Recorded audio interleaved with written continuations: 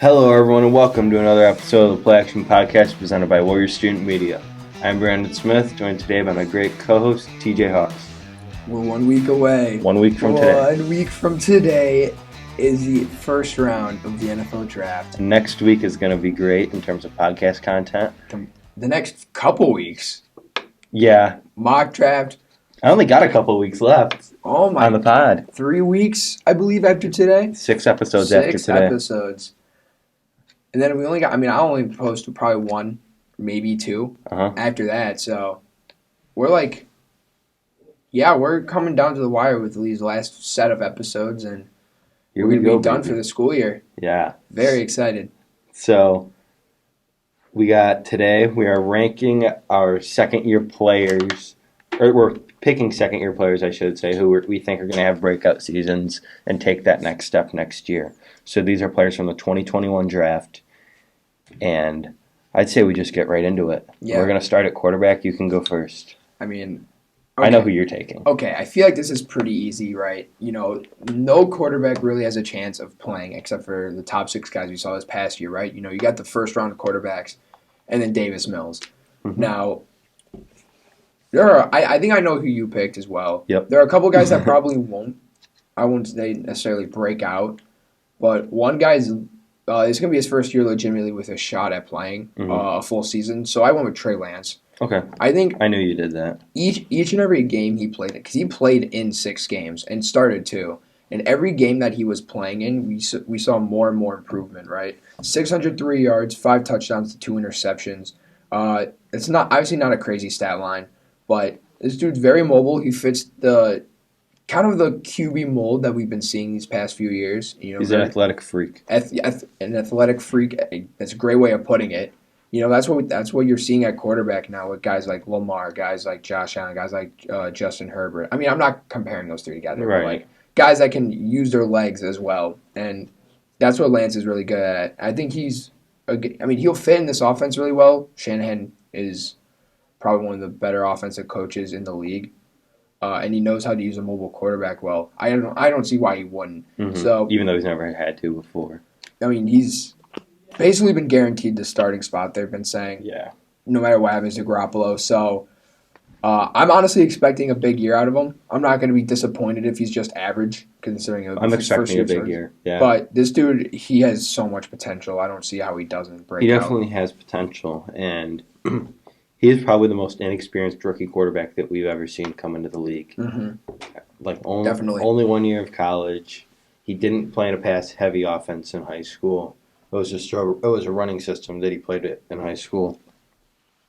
So I think he's got all the traits, but you just hope he has the experience. For me, I went with Zach Wilson. I knew it. I'm not going to be a biased Bears fan because I don't think Fields is going to break out this year. But I think Zach Wilson, they're surrounding him with all the right tools to succeed. They're building a fantastic offensive line. They're going to get a receiver who's a top 10 pick. They already have Elijah Moore. They have Corey Davis. They signed C.J. Uzomah. I think he's primed for success. And they got Michael Carter in the backfield.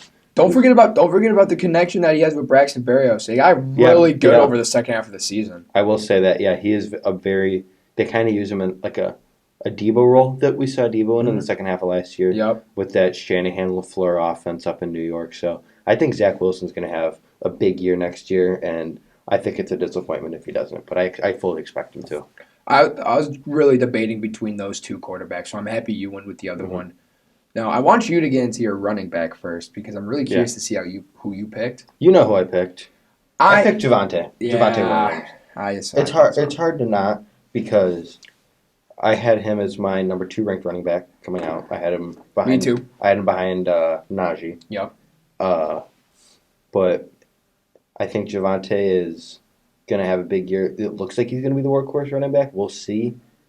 But, man, he's got all the physical tools. He can be used in a bunch of different ways. I like his fit. I like the dual threat sort of thing with Russell Wilson throwing the football and then Javonte Williams running the ball. I like that. I think that's going to cause some problems for some defenses. I expect Javonte Williams to be a top 8 running back next year. I really do. I think he's going to take the Jonathan Taylor type leap. I mean, there's definitely Not to the extent JT did, but he's going to have a huge year. there's definitely potential for that. I went with someone who was drafted very late in this draft, went 6th round to the Browns. I said Demetric Felton. Why Now, do you think he? I do want. Why do you think he's going to break out? Well, I want to mention he played in 16 of the 17 games last year. He technically started in 2 of them.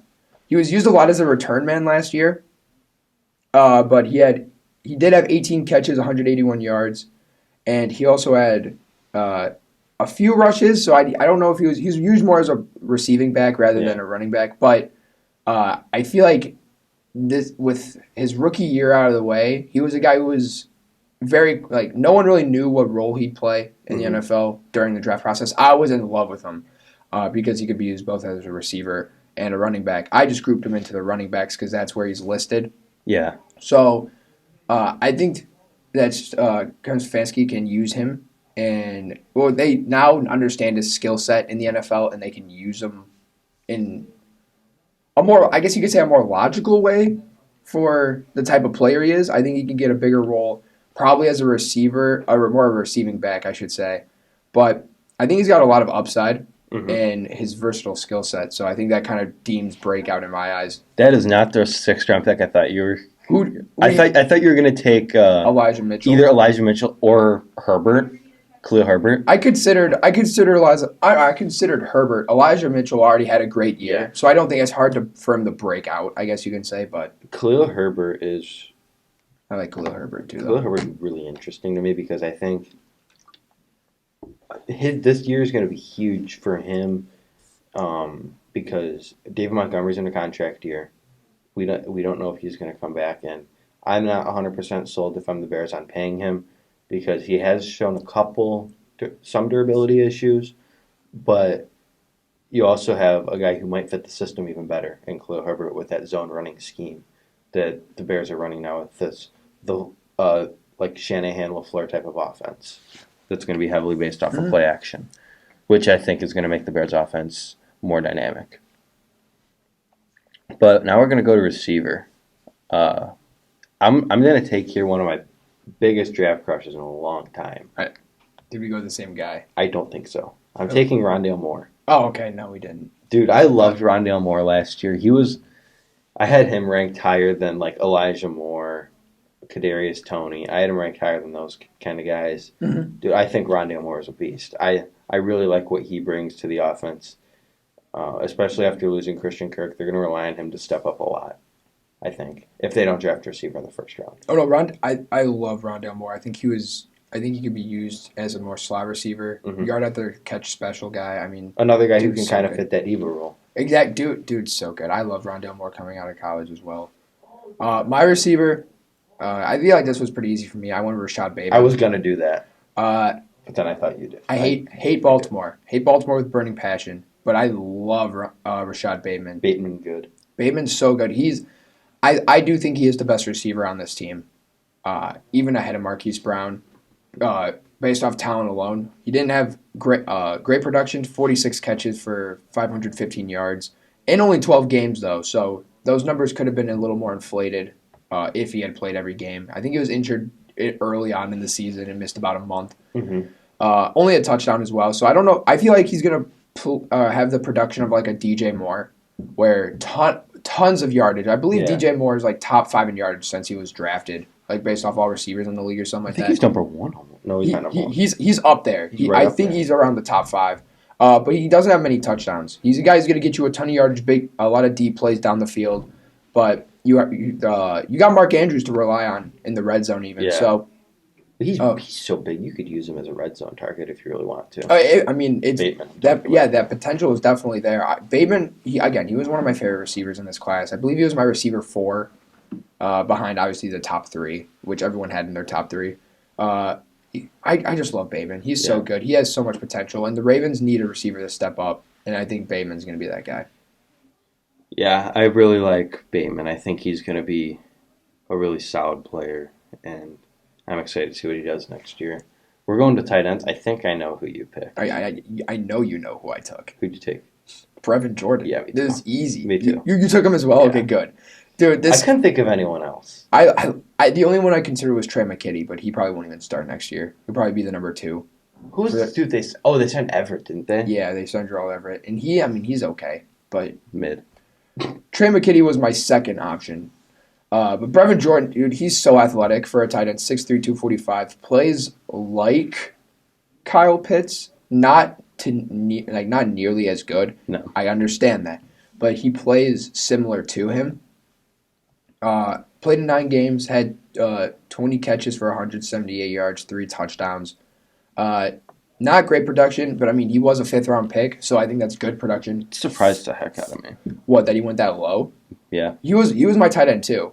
I mean, wasn't he your tight end 3, if I'm not mistaken? Okay, so I mean, it was kind of a debate between him and Freiermuth for that 2 and 3 role, but this dude has a bunch of a lot of upside potential. Yeah. They have like no receiving threats either outside of Brandon Cooks.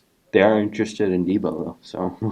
Yeah, literally every other team is interested in Debo. I think I read something like the reason that Debo requested a trade is because the Texans originally they were the first team to actually call, and the Niners considered it, and he found that out, and that was what kind of pushed him to be like, you know what, I want out, along with wanting to be used as more of a traditional wide receiver. That's a stupid reason. You got to realize the NFL's a business. Yep. And no one's. You got to look at these guys as, unfortunately, it sounds messed up, but you got to look at these guys as just business pieces, like employees. They're not, everyone's expendable to some extent. Obviously, yeah. I get what you're getting at, and that does sound messed up. Yeah. But I think the 49ers. There are a few teams recently who have said literally everyone on that team is up for trade or will be looked at for the right price. Nick Bosa's a Bear. Okay. Okay. Yeah. No, I think it was San Fran who said that. Yeah, San Fran. Which means that Fred Warner's out there for the right price. George Kittle's out there for the right price. Bosa. Nick Bosa's out there for the right price. You can get. I mean, that's just how the NFL works. They're gonna overvalue the heck out of it. That is the way to run a team. I think. I think everyone should. You should be listening to every trade offer. You shouldn't just no, right? You should listen. And they were just considering a trade. They could have gotten a lot of good pieces. Well, you get the 13th overall pick for Debo, and then go draft a receiver. That's another so you 4. Don't have to pay him. That's another 4 years with a receiver you don't have to pay. Yeah. Jets trade him for the 10th overall pick. You get Garrett Wilson. That's 4 years with your number 1 overall prospect. Yeah. You know what's a fit that I really like, and we're gonna get off this Debo thing, but it felt important to bring it up. Yes. I almost like the Christian Watson fit there. I really do. I like his teammates with Trey Lance. That would help the development of both. He's athletic as can be. You can put him in that Debo role, and he can do work because he's not that refined as a route runner yet, but he's an athletic freak with the ball in his hands. I don't think it's smart to use any receiver. Not exactly in the Debo role, but you just manufacture touches for him, on jet sweeps. Oh, that's different. That's fine. Yeah, not as a running back. Don't play him as a halfback. Okay, but that isn't somehow Watson falls. Yes, to 61. But more so what I'm saying is if say they trade him to the Packers, and he's say for 22 or 28, I get it's a little high. I'd trade down. It's high, but you're also, I don't know, I just think it would be a good fit. At that point, you'd get Olave, who I also think is a solid fit there in San Fran. Depends on how they use Ayuk. Because you got Ayuk still. You might want a slot receiver. They might go after a Jahan Dotson, potentially. Because I think, so. Of course you hate Dotson. Whatever. Okay, anyway, Brevin Jordan. Don't know how we got that far off topic. But it felt important to bring it up, though. Brevin Jordan is going to be a very solid tight end next year, I think. Nothing spectacular, but top 16 tight end probably in my eyes. So now we're going to move on to the offensive line. Who do you have for your offensive tackle? Pretty easy for me. I said Christian Darrisaw. Damn you! Is that what you said? Yes. That's why I was hoping you went with one of the Bears tackles. Both, I want to say both can have breakout years this year as well. Borum and but Jenkins. I remember round one, I think the consensus steal of the draft was Darisaw, considering the Vikings traded down from 14 to 23 and still got him when they were still considering taking Darisaw at 14. Which 14 would have been a little high, but he's very slightly. Yeah. But I was kind of hoping he fell to Pittsburgh. Good job, Raiders. Yeah, Alex Leatherwood, the GOAT. I'm sad that didn't work out. But maybe he takes the Andrew Thomas leap. Maybe. I'm praying, dude. I loved Leatherwood, and it made me. I was so sad. My mid-second round grade is making me look good. He played like a 7th rounder. What are you That's talking true. about? Come on. I had a early second on him, and I'm not even happy about that. But now Darisaw has a ton of potential. He didn't play. I think he only played in 12 games. He only started in 10. He was pretty bad though when he was out there. He wasn't that good. This is a guy who will take the Andrew Thomas leap. Yes, I think almost guaranteed. Dude, I think he's got all the tools. He does. He's massive too. I believe he's like 6'5", 315. So, dude's still a unit, and his pure strength was still shown out there when he was playing games, and the development, or with those athletic tools, you can easily develop the more technical skills of being a tackle, which is exactly what Andrew Thomas was able to do. And they got a new staff in there who could help him work. And this whole offense is going to be based off how well this offensive line plays. Because how much they deal in the run game with Dalvin Cook and Alexander Mattison. So Ryan O'Neal's good. Other than that, they don't have a lot.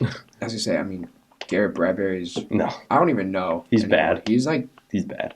I feel like there's games where I watch him play and he's amazing, and then there's a lot of games where he's just so terrible. But I think I'm happy you agree with me that Darisaw is going to be the breakout there. It only makes sense for me. I know we took the same interior guy too. Unfortunately, did we? I think we did. Who'd you take? No, you first. I said Landon Dickerson. I didn't. Okay, good. Dude, I love Landon Dickerson. Almost took him. I really like Landon Dickerson. I think he was a steal because of his injury at Alabama, and I think he's going to be relied on within the next couple of years to fill the Jason Peters role a little bit, center. But I want to see who you had. My only reason I didn't take him is because I don't know where he's playing next year. Yeah. Because Kelsey is back for 2022. I'm assuming he starts at guard. But Dickerson? Yeah. Okay, yeah. He'll probably start at left guard. I was going to say, you're not, move Kelsey now. No. What? Okay. Yeah, that would be stupid. Yes. Philly moment. I want to just preface this by saying I almost went with Aaron Banks out of San Francisco, but I think he's just a lost cause at this point.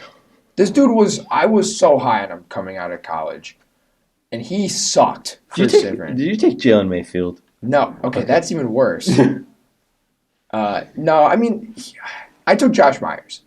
He wasn't even that bad. Mm-hmm. He wasn't even that bad last year, but I feel like the idea around him is that he was taking a pick before Creed Humphrey. That's all I think of him as right now. Is just he was the center taking. I thought he was a 3rd-round pick for some reason. Nah, he was picked 62, taking a pick before Creed Humphrey, which is probably almost a 2nd or almost a 3rd. I should say pretty close. But he played 6 games and then was out for the rest of the year. So it's not like he sucked all season and is going to be better, but he was he was injured. I do expect to step up, though. This interior is garbage right now with John Runyon and Royce Newman as his guards surrounding him. Those guys did play good last. Rodgers always has these no-name offensive linemen. They always play good. It makes no sense. I don't even know how to feel about this offensive line because they have Eldon Jenkins starting at right tackle. Lucas Patrick clears all, sadly. Shut up. He actually is better than all their interior linemen. That's probably true. Except for Josh Myers. Josh Myers is going to be good next year. Yeah, I really like Josh Myers. He was probably my number 2 center. Mm-hmm. Behind. I didn't rank centers specifically, but just looking back at it, obviously Creed Humphrey was one. And then, or no. He was 3 because I had Dickerson above him because I considered Dickerson a center because he was a center, right? He was a center. Yeah, that's what I thought. Okay, so never mind. He was 3. But I'll see a step up. I'm not saying he's going to be incredible, but I think he'll be a perennial starting solid center. Yeah. So we're going to edge rusher, and I was just talking about him the other day. I have Jalen Phillips on here. I really like Jalen Phillips. It makes sense. He was my number 1 ranked edge last year. I think he was one of my top 15 players in the whole draft. I really liked him, and I think he's got a ton of potential. When you talk about athletic freak, you got Jalen Phillips coming off the edge. That's true. That dude's a stud. I'm just so high on him, and I think he's going to develop. He could develop into a superstar. I really believe that. I agree. I mean, that dude, he was great. Mine might come as a little bit of a shock to say breakout. I said Azeez Ojulari. I like that. Look at his stats. They look really good, right? 8 sacks, almost 50 tackles on a forced fumble. Not a lot of pressure still. Very few pressures. Some of his sacks came off of broken plays in a sense where he was just able to get right to the quarterback. And he, outside of the stats, he doesn't look great. This is Ojulari is a player that proves that the stats don't say everything. Yeah, that's very true.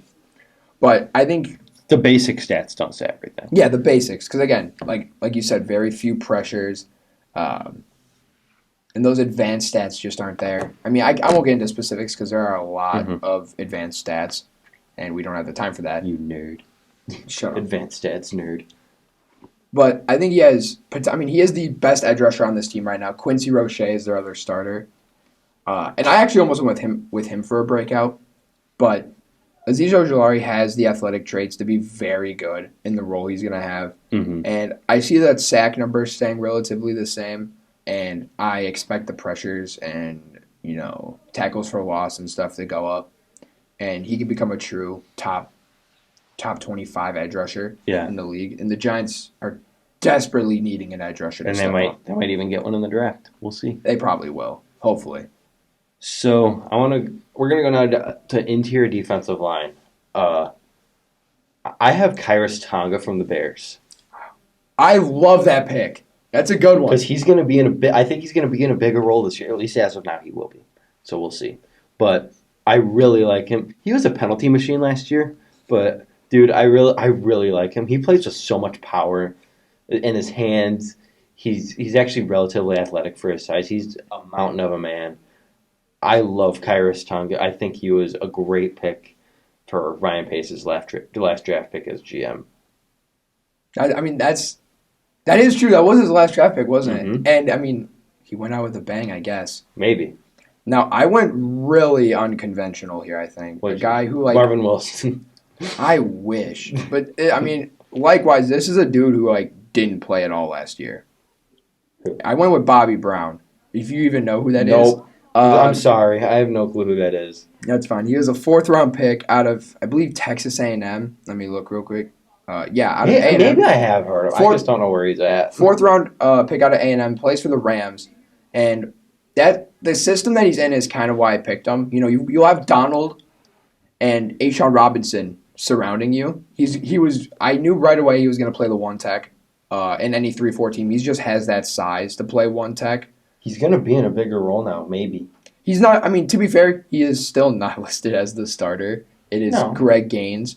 But I think over a course of a training camp, I think he can really prove himself. And with Sebastian Joseph Day gone, again, that really opens up the hole at a one tech that needs to be filled. And I think Bobby Brown could do that. Really high on him coming out of college. I thought he was going to be a rotational guy. But they played him in 10 games. He had no stats at all. Even he had one assisted tackle. But poor guy. He's just a dude that I'm really high on. I wanted to anything is considered a breakout for this guy. Honestly, and I mean I agree. He did nothing, but I am really high on this dude. I kind of just wanted to shout him out in a sense, and that's why I picked him. But I think he can have a decent year next year. Yeah, I really like. Dude, I think Kyrus Tonga's got the potential to become really good run stuffer. He'll be the best defensive tackle on your team. He might be. So now we're going to go to linebacker. This one was easy. Who'd you have? Easy. It was between 2 first-round picks. was either Jamin Davis or Zayn Collins. Who'd you take? Did you take one of? Who'd you take? I took Jamin Davis. Okay, good, because I took Zayn Collins. Dude, I was gonna do Zayn Collins. I'm really happy because I almost went with Jamin Davis. Here, I'll go. I'll start off with Zayn Collins here. I'm gonna start off by saying this dude is 6'4", 260. Why do they like versatile linebackers so much? They did it back-to-back years. But I'm not okay. People are really saying that Zayn Collins was such a bad pick because he didn't play much, and they're saying that's because of his play. The Cardinals have like a history of not playing their rookies much. That is normal. Like Rondale Moore probably got like a ton of playing time for a rookie in Arizona. Yes. Like we saw, like for example, Marco Wilson, who's going to be a starting cornerback next year, didn't play much for Arizona last year as well. But maybe he was trying to get his shoe back on. Yeah. No, that wasn't his shoe. Oh. No, he threw the LSU guy's shoe. His shoe fell off and he just chucked it. I forgot. No, but okay. Zayn Collins played, I believe, like 20 to 25% of the snaps last year. That's so bad. It really looks bad. Again, they don't play rookies much. Kingsbury moment. Well, to be fair, they had both Jordan Hicks and they had obviously Isaiah Simmons in his second year. So this really opens up. This will lead for Collins to get a bigger role. They let Hicks walk for a reason. Mm-hmm. 25 total tackles. Again, doesn't look good, but he showed a ton of flashes with instincts and just athleticism. He was so good at Tulsa. He was. This dude was a stud at Tulsa. This was a great pick at the time, and I think it'll still pan out to be really well despite the poor rookie year. Yeah. So Jamin Davis, he was really bad last year. He played, but he was just bad. Honestly, he played a lot. It was terrible. So, but I think he's got a lot of potential, and I think he'll live up to being worth the 19th overall pick. Maybe it was worth. Okay, I don't think it was worth the 19th pick for one reason and one reason only, and that's because I thought JOK should have gone there. But we also didn't know about the heart issue. Yeah, that's the only reason he fell. Yeah. No heart issue, he is going 19th. But same with Trey Smith. Dude, Trey Smith is a first-round talent going in the 6th round and being probably one of the best rookie guards. It's crazy. I love that dude. So, all right. I want to go to corner. I want to give a huge shout out. I was going to say, we got secondary next. We're going to start with corner. Who you got? I got Diamador Lenore. That's a good one. That is a good one. Dude, have you seen this dude's practice clips? Dude, I remember practice, training camp last year. Dude, this guy locks up. He was going off and then sucked. Or not sucked, but he just... Yeah, he sucked. I don't want to go that far. I feel bad, but maybe he sucked. I love Diamador Lenore. I had a higher grade on him than most people did, but I think he's got a ton of potential. He showed a lot from reading the field, and reading his receiver. I thought he did a great job, at least in those practice clips. Yeah. I mean, if he's doing that in practice, it means something, in my opinion. If I'm not mistaken, you went to Oregon, right? Correct. I think he did. I believe so. Okay. Speaking of Oregon cornerbacks. Oh. I did. Okay. I didn't go with him. Oh, okay. He was my number 2 choice, and that's Thomas Graham. Okay. This dude should be pretty solid. If he plays. I was going to say, with the Tavon Young signing, he might not play unless they want to play him at outside, which is fine. Can try it. We're not winning anything, so we might as well try it. But you got your spotlight on a Bears player. I get my spotlight on a Steelers player. I went with Trey Norwood. This dude was I think he was picked 245 last year. So, I was dunking on him the other day when you brought him up in a trade package. No, that was Chris Wormley. Chris Wormley, my bad. No, Chris Wormley, I mean, I get why you were dunking on me for that one, but... Bad. No, Trey Norwood currently is listed as the backup free safety, which is really confusing to me because he played corner last year. He was a safety at Oklahoma. He played corner. He had a pick. He had a pick in the, I believe in the regular season finale game, Big Ben's last game in Pittsburgh. So, didn't look great the first half of the year. Second half of the year, we were playing him a lot at slot corner, and he was playing great. A lot of the Steelers secondary was playing great towards the second half of the year. Kello Witherspoon is another guy there. But I can see Trey Norwood taking a step up and playing a pure slot corner role, considering our cornerback group is not good at all. Yeah. But with a decent supporting cast, and again, Kello Witherspoon and Cameron Sutton, who I love Cameron Sutton. Derek Stingley Jr. when we draft him, and then, we'll draft Kaiir Elam in the second as well. So we'll have a great group of guys. What'd be crazy? So you guys are picking at 20 this year. We picked at 20 last year. Traded up to 11. Well, you guys are going to get a player who, for a long time, was super hyped up, and then fell victim. If you get Stingley, of course, fell victim to prospect fatigue, and then you get him as a steal. And then we did the same thing when we were originally picking at 20. Last time we did that, we drafted Devin Bush. Yeah, that experience. elite. I still love Devin Bush. Devin Bush was incredible in a rookie year. Second year, Injury just got him. Yeah, that's the only issue. But no, Trey Norwood, I think we play him as a slot corner, which I think he'll fit best as. I think he can really improve. And I've noticed, and I'm going to say this time and time again, late round corners in their rookie years always play well. It seems like it. This year was an exception where first round corners, all 5 of them played really. Dude, come on, don't dropping the mic everywhere. No, this year, outside of Caleb Farley, was an exception where all the first round corners played well. I love Caleb Farley. I should have put him. That is very rare to see first round corners play really well their rookie year. AJ Terrell stinked his rookie year. Terrell wasn't good. Okuda has still been bad.